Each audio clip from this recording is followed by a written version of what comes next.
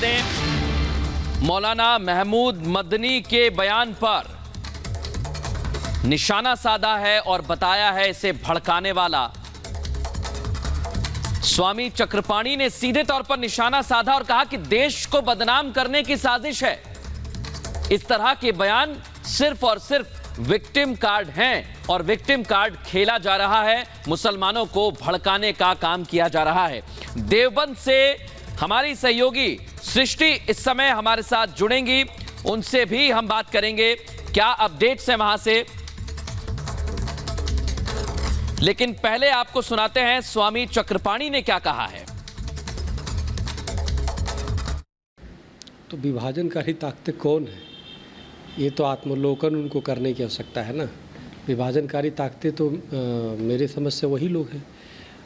आप जाते हैं वो जमीयत उलेमा की बैठक में और वहाँ पे घड़ियालू आंसू बहाते हैं और आंसू बहा करके कहते हैं कि मुसलमान सताए जा रहे हैं।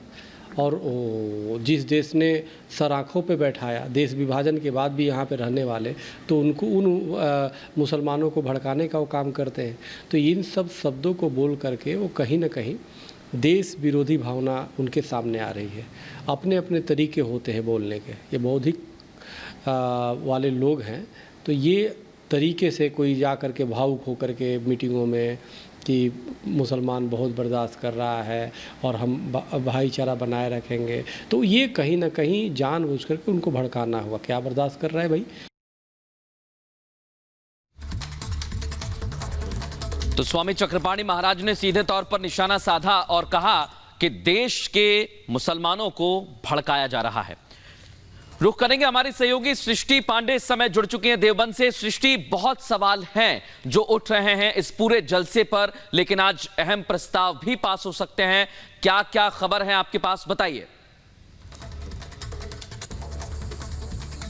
बिल्कुल मृदुल, देखिए कुछ ही देर में 9:15 बजे की बात का समय बताया गया था जब एक बार फिर से जमीयत का दूसरे दिन का जो जलसा है उसकी शुरुआत होने वाली है। लेकिन प्रमुख मुद्दा जो है वो ज्ञान व्यापी से जुड़ा हुआ है, वो कॉमन सिविल कोड से जुड़ा हुआ है और इसके साथ ही मथुरा पर भी माना जा रहा है कि कोई प्रस्ताव आ सकता है। और इन प्रस्तावों की बात करें तो कल शाम को ही 7 बजे से 10 बजे का जो सेशन था उसमें ही माना जा रहा था कि मदनी ये प्रस्ताव पास कर सकते हैं। लेकिन अचानक से फैसला बदलता है और कहा जाता है कि अब कल सुबह फैसला आएगा।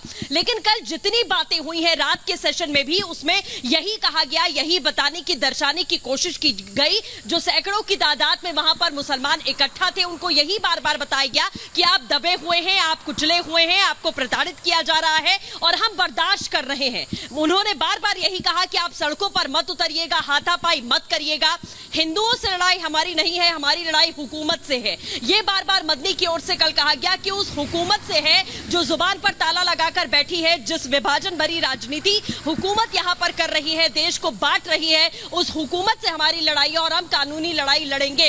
लेकिन बार बार इन्हीं शब्दों में यह कहना कि हम दबे हुए हैं, हम बर्दाश्त कर रहे हैं, हमें प्रताड़ित किया जा रहा है, हम कुचले हुए हैं, हम जितने दबे हैं हमें उतना ही दबाया जाएगा। और इसका मतलब ये नहीं कि हम कमजोर हैं। आसान शब्दों में अगर बात करें तो बार बार ये कहने की कोशिश की जा रही है कि आपका जीना, यानी कि मुसलमानों का जीना अब इस देश में मुश्किल हो चुका है। वो आम राह पर भी, जैसे बगल में आप देख रहे हैं, आम राह पर भी उनका चलना मुश्किल है, उनके साथ में इतनी बदसलूकी की जाती है। तो बार बार बड़े प्यार भरे शब्दों में यही बताने और दर्शाने की कोशिश की जा रही है।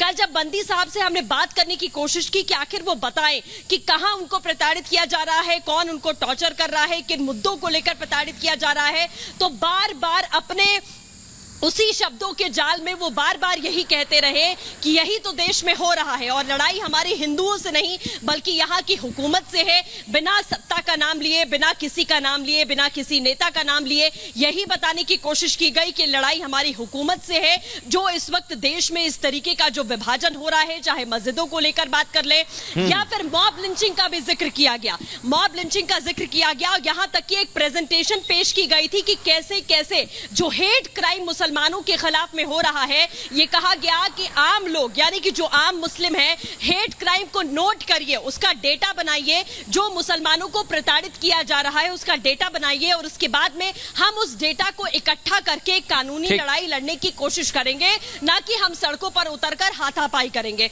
ये तमाम बातें रही हैं जो कल की गई। जी बिल्कुल सृष्टि, आप खबर पर नजर बनाए रखिएगा, आपसे लगातार हम अपडेट लेते रहेंगे। बहुत धन्यवाद तमाम बातचीत के लिए।